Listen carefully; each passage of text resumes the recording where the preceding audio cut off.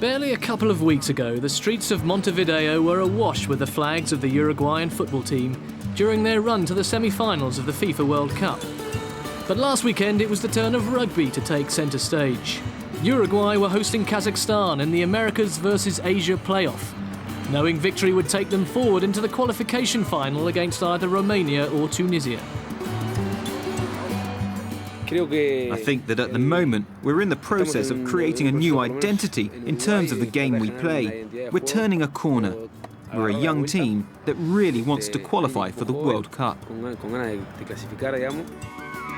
Had they beaten the United States in the Americas playoff final at the end of last year, Uruguay would have saved themselves a lot of trouble. But they lost both home and away to the Eagles and were left to battle it out through the playoff system in order to reach New Zealand next year.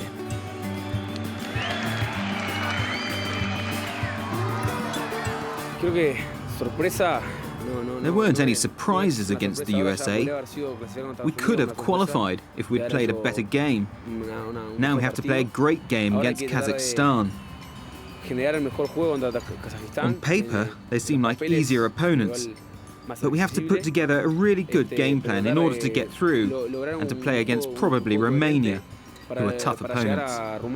We also have to have that real desire to qualify. Should Uruguay make it to New Zealand, they'll be playing in their third World Cup, having appeared in 1999 and again in 2003. It was at the latter tournament they enjoyed their only World Cup win, a 24-12 victory against Georgia. In terms of development, we've seen Uruguayan rugby grow gradually from 1999 right up to the present.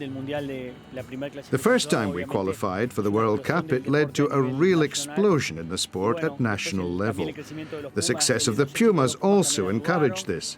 Rugby became fashionable. Since 1999, the number of people playing rugby has grown by 130 or 140%. There are more than 5,000 players in Uruguay today, including children's and women's rugby. In 1999, there were about 2,200.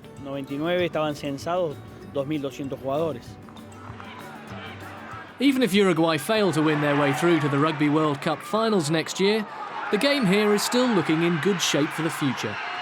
The Union is involved in various innovative projects aimed at encouraging participation.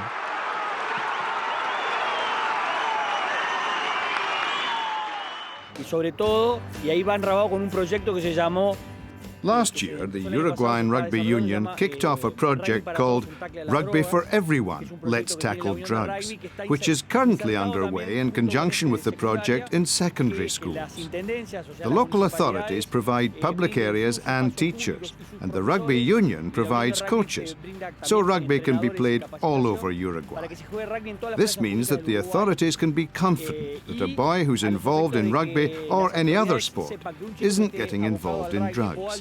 It's a huge and very ambitious project, and if it works, could mean that we have 10,000 players in the space of 2 or 3 years.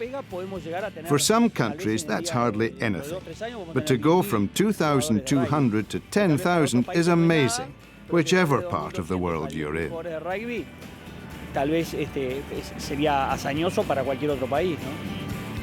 And Uruguay could certainly count on support from all manner of sources. Another example is a pilot scheme that started in a prison a month ago with the support of the Home Office.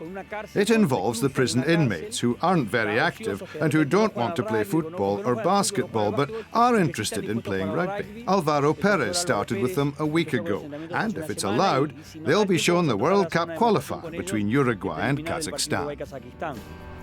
The day before the match, the captain was all too aware of just what was at stake.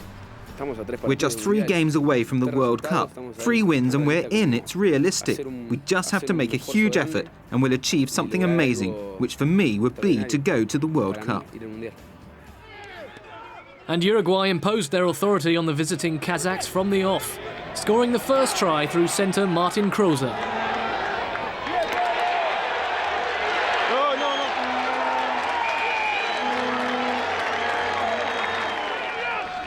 Winger Leandro Levas added a second, helping them to a comfortable half-time lead.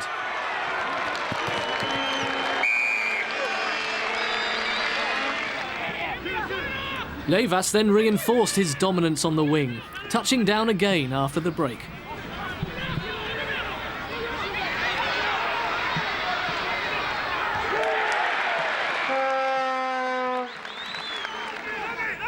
Krozer also doubled his try count to secure a 42-7 victory for Uruguay.